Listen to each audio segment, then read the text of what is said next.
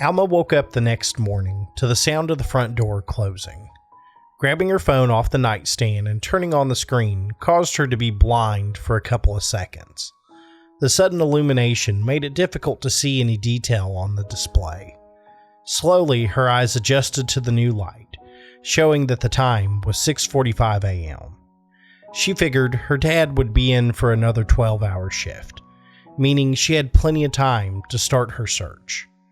Alma picked up the mystical leather-bound book and headed down the stairs. Part of her believed it would disappear in the night, like its existence could only be allowed for a set amount of time. Yet here it was in her hands, the ability to literally read the future. Sitting down at the kitchen table, she made herself a bowl of Cheerios. Just as she was about to eat, she remembered Odie was still outside. Opening the back door, Alma called for her new pet. Within a couple of minutes, a blur of fur came charging through the door, happy to see Alma again. Clearly, Odie had stayed in the yard last night and kept quiet enough that her dad never noticed him. Alma set another bowl on the floor and poured a small amount of Cheerios into it. She really wasn't sure how much a dog needed to eat or if it was okay to eat Cheerios. As soon as she got the courage to tell her dad about him, maybe they could go and get him some real dog food. Alma quickly ate her breakfast while flipping through the book. The first page talked about Alma going around town asking people if they'd seen Wendell. This was definitely her plan, it was just weird to read about it before doing it. The strangest part was that the next page was blank. The book certainly told the future, but it appeared to have its limits. It could only look so far ahead, and it was random what kind of information it could give you. She also suspected that only so much information could be given if the owner of the book made an attempt to change it. At this point, the only way to advance the book was to follow along the path. After finishing her breakfast, Alma headed out to town with Odie by her side. Just as the book predicted, she started out asking anyone that would listen if they knew about Wendell's disappearance. Most people had little to offer other than condolences. The gas station attendant said it was aliens. Alma thought that was unlikely, but also magic books exist, so who knows. Miss White told Alma that she should stop sticking her nose into other people's business and let the police do their work. Odie growled at Miss White, which caused her to flee. She pretended to be upset with Odie at the display, but then secretly praised him after escaping the situation. Once a couple of hours had passed, Alma consulted the book to see if she had gained any clues. The next page did have a new entry. Alma questioned anyone that would listen, but found herself no closer to the real answer behind the disappearance. Great, the book told her something she already knew. It would have been nice to know that before wasting 2 hours talking to people. However, the next line caused a cold chill to run down her spine.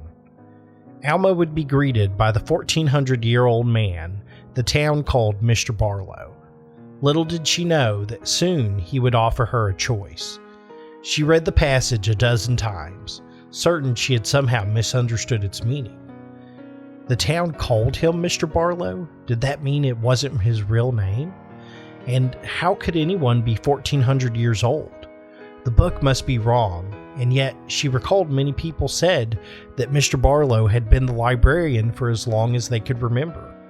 Was it possible he had always been the librarian in town, and no one simply noticed it? Her concentration was suddenly broken by the words, "Hello, Alma." Looking up, she made eye contact with Mr. Barlow, clearly on his way to the library with a stack of books in hand. Alma gave him a slight wave, not sure how to respond just yet. "Ah, see you've been reading your new book. Listen, why don't you come by at 6, just before closing? I want to share with you a special collection." The way he said it made her skin crawl, like he was telling an inside joke that the two of them knew. Did he know about the book? "Sure, sounds good," replied Alma quickly, before walking away to make her escape. She looked back just once to see he had never broken eye contact as she left. He watched her with a predatory stare that she could feel. The entire interaction left her with a sense of fear and dread that she just couldn't explain. It was just wrong. Once she was safely away, she took in a few deep breaths to try and calm her nerves. Odie could tell she was anxious and attempted to console his new owner with the only tool he had, which was to lick her hand. She gave Odie a quick pat to let him know that she was okay. Now that she had a moment to collect her thoughts, Alma decided her best course of action was to consult the book. The next section of the page revealed the following passage. Alma would have to confront Mr. Barlow in order to save Wendell, but the strings of fate hung loose on the crossing point. What would happen next would be determined by her choice. Once again, the book mentioned some choice she was going to have to make, and she had a feeling it wasn't going to be an easy decision. The book specifically said that she would have to confront Mr. Barlow to save Wendell. Did that mean she would have to attempt this alone? Plus, how would she go about trying to convince people that Mr. Barlow was 1400 years old and most likely taking people? Maybe she couldn't ask for help, but that didn't mean she would have to arrive unprepared. Alma and Odie made the quick jog back home. She grabbed her backpack from her bedroom and started collecting items she thought would be useful. Being perfectly honest, she really had no idea what she was preparing for at the library.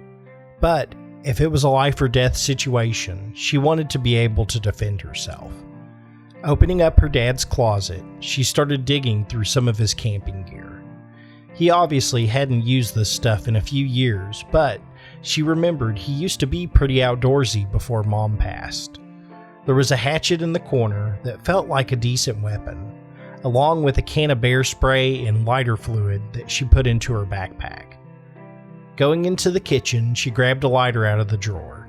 She tested it a few times just to make sure it still produced a flame. The last order of business was to leave a note. If things went wrong, she didn't want to disappear like the other people. Alma wanted to make sure her dad would know what had happened to her. She ripped out a piece of notebook paper and started to write her message. Looking down at her work, she read the message out loud. Mr. Barlow might be taking people. I went to the library to get Wendell. If I'm not back, send help. It seemed oversimplified, but it communicated the message well enough. Alma checked the leather-bound book one more time, but to her disappointment, there was no update in it. Guess she was at a crossroads and her future was uncertain. Alma would have to fly blind without knowing what would happen next. Leaving the house with Odie, her feet felt heavy as she made the march back into town. Alma didn't feel brave. She was absolutely terrified about what would happen next.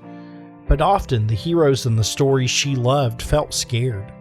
It's not the absence of fear that made them heroes. It was the willingness to do what was right despite that distress. There can be no courage without fear, no triumph without trepidation. This thought made her feet feel a bit less heavy and her heart a bit more hopeful. Alma arrived at the library front doors and checked her phone. It was 6:15 p.m., which meant it was closed. This was part of her plan. She had no intention of meeting with Mr. Barlow if she could help it.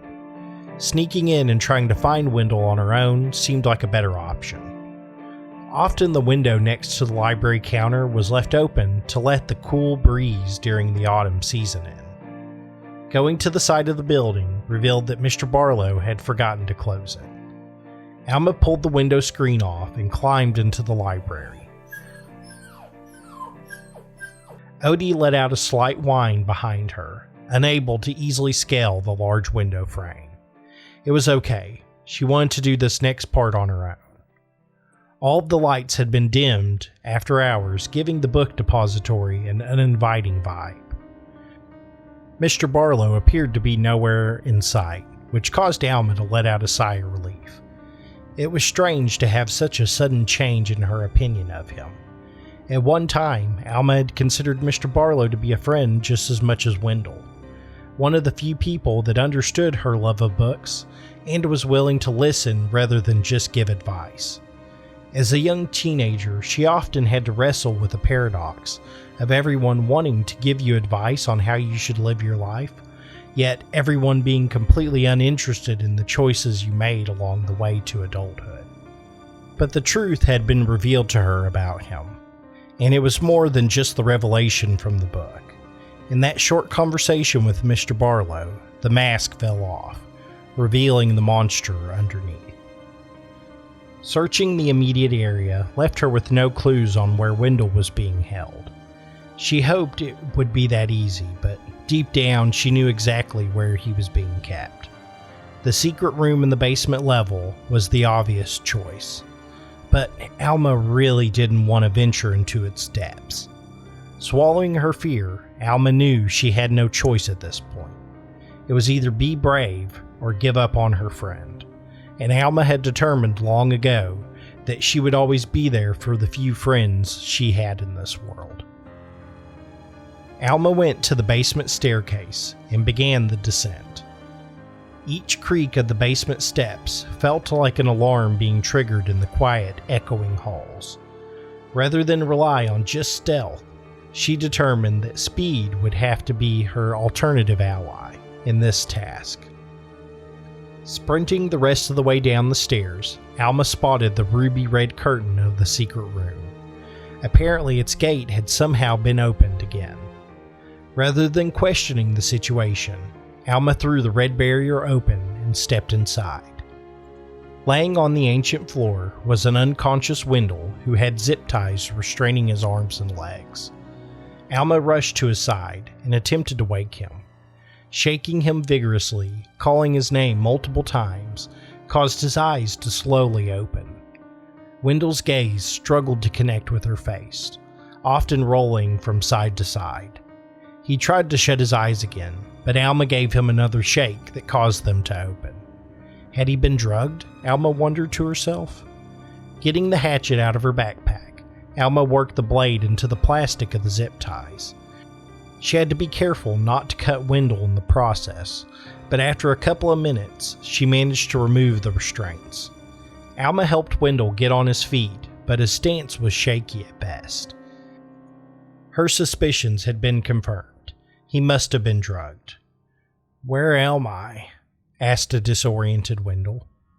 "We are in the library and getting out of here," replied Alma as she struggled with Wendell's weight.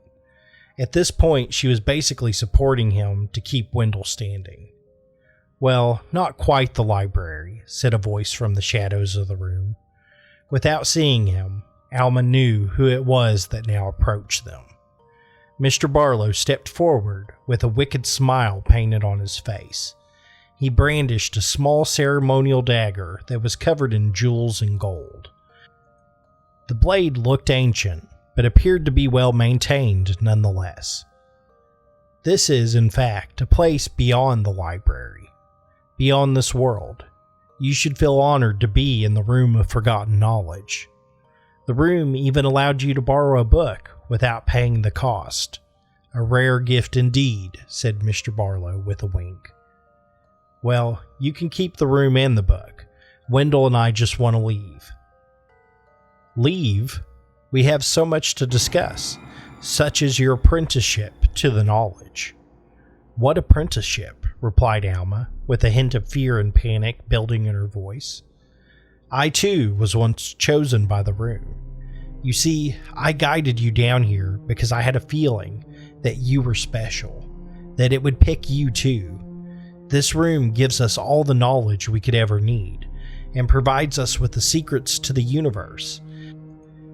And, as long as we pay the price, even eternal life." "What price has to be paid?" asked Alma, doing her best to keep him talking, hoping it would be enough time for Wendell to snap out of it. "Nothing in this world is free. The room demands 3 souls every 7 years to renew its magic, a small price to pay for its treasure. I've already given the room 2 souls. You just have to provide the 3rd and you can join me." Alma looked at her woozy friend. He was starting to lean on her a bit less and appeared to be following the conversation now. "So, you take life to extend your own for another 7 years? It's monstrous," cried Alma. "It is my right as the steward of the forgotten knowledge, a true aristocrat of this world," replied Mr. Barlow. "You're not an aristocrat. You're an abomination," yelled Alma. The smile from Mr. Barlow's face disappeared, replaced by a mask of pure rage. "I will offer you this kindness one more time. Drive that axe into the boy and live forever, or die here with him. My patience is growing thin," warned Mr. Barlow. Alma froze in place, uncertain what to do next. She didn't like her chances in a fair fight with Mr. Barlow.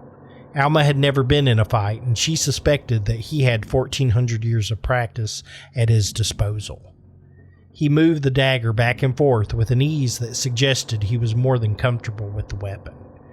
She was outmatched, but maybe he had underestimated her. It was now or never. It was time to roll the dice and see who fate favored.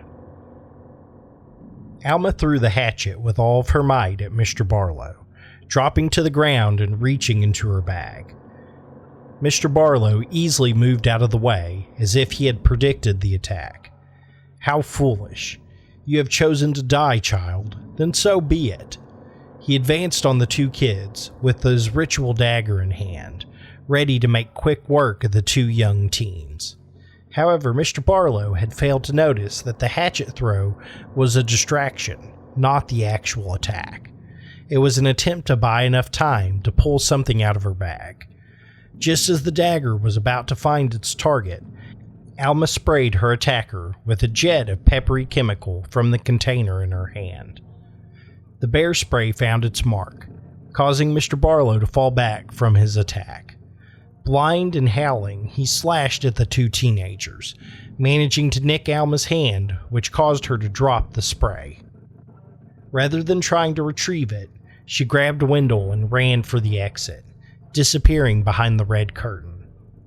In her panic, she ran past the staircase and deeper into the basement library. Moving through the maze of shelves, she once again became lost in them.